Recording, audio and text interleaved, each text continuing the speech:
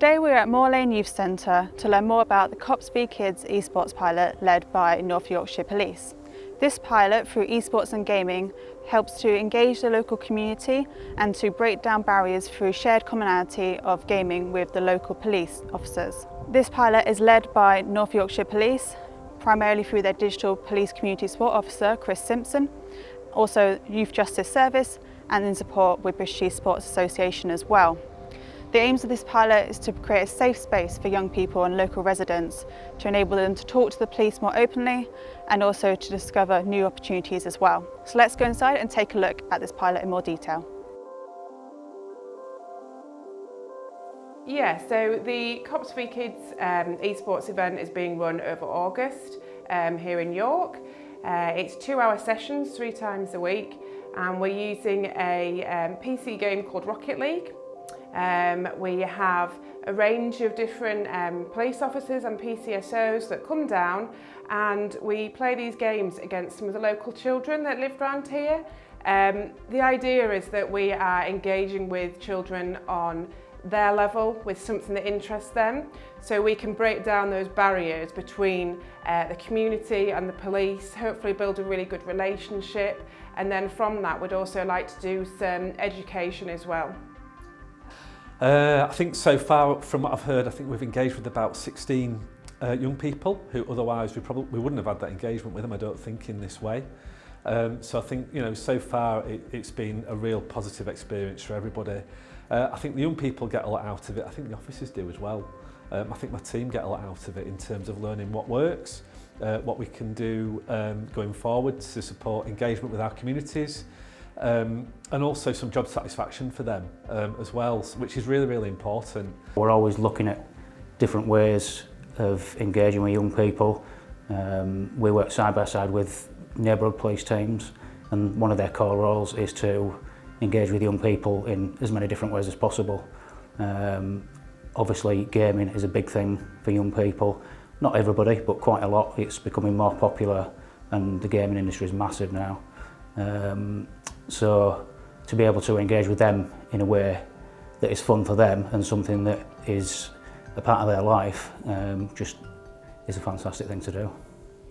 So we've had the event running alongside the police, really just to bring our young people and our police together to try and build some really positive relationships, to try and alter young people's view of the police and really make those positive links and try and improve not just relationships, but I think the things like antisocial behaviour, things like that in the area, and give the police and the young people a better understanding of each other. The feedback from the kids that have been taking part has been fantastic.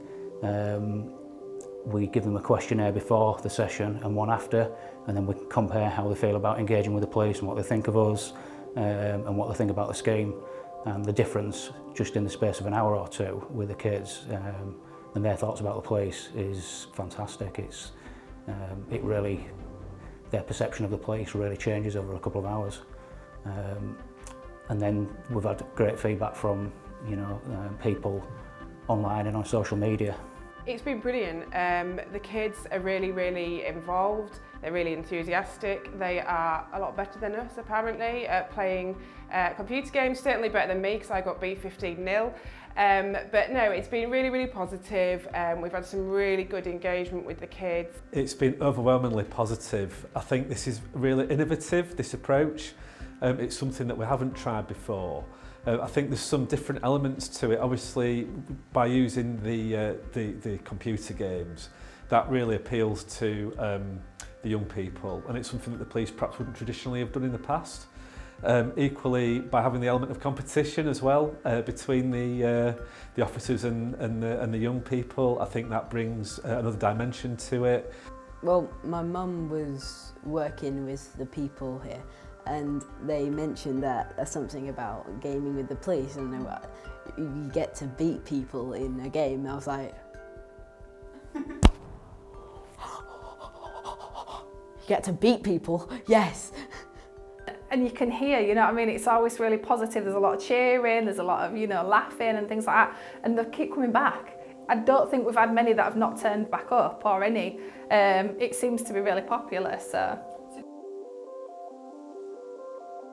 It breaks down barriers. The pilot supports prevention and early intervention by breaking down barriers, enabling us to communicate effectively with these young people. We need to engage with those young people who along the line may be in danger of becoming involved in more serious criminality. This initiative is about breaking down those barriers with those young people that have been identified as being at risk or in needing that police engagement, so that we can prevent things from escalating. To give them skills or access to skills that they wouldn't have had previously, or without this scheme they wouldn't have available to them. So the environment's designed to have that sort of shared interest, shared terminology that they all know and understand. So it not only breaks down those barriers and people can see that actually police officers are human beings with similar interests and we're actually there to help people, but hopefully gives them some really useful life skills as well. We've had challenges from a few different angles. I think from a technology point of view, it's the first time we've done it. We've had a few connection problems because we're working in a building that we're not used to, but we know that can be ironed out in the future. We've already got steps in the process to make that better. It's not getting them interested, it's getting them here. That's the issue. I mean, this family who I met, I only met them the week before last, and it was really evident when I went to the house that there was, some issues with money and things like that. And she said, it was a real struggle. He wasn't involved in anything anymore because she couldn't afford for him to be a part of things. So for her, to get him here, she's trying to do I think she's a carer in the community, and she was like, I could try and put him in an Uber, but I don't think I can afford it. And that's really hard, I mean, for him, what I've said is I'll help and I'll do that with the transport, but we can't always do that. Like this morning, there's only me here, and unfortunately the other staff are off. And because we work with everyone from all across the city, it's not easy for people just to get here. And I would say that's just been the biggest challenge. But I think from what I've heard, this is a pioneering project really. There's nothing really like this going on elsewhere. I know there's been a lot of interest in it from other police forces and from other local authorities as well, and people are trying to replicate it. So I think, it's a real opportunity for us to lead the way. Loads, yeah. Chris has had loads and loads of inquiries. We've had people, police forces from down south. People are really, really interested because there's a big move nationally in relation to early intervention and prevention. So we're looking at the root causes of crime and antisocial behaviour and how we can actually stop that before it happens. So that's a national drive really, I would say. So this really fits perfectly in, and I think that online gaming is only going to get bigger, it's only going to expand. And with that, which is brilliant because I love gaming, but it also does increase the risk. do you think? So nationally, we've had inquiries from other police forces who are interested in looking at this initiative and doing something similar themselves.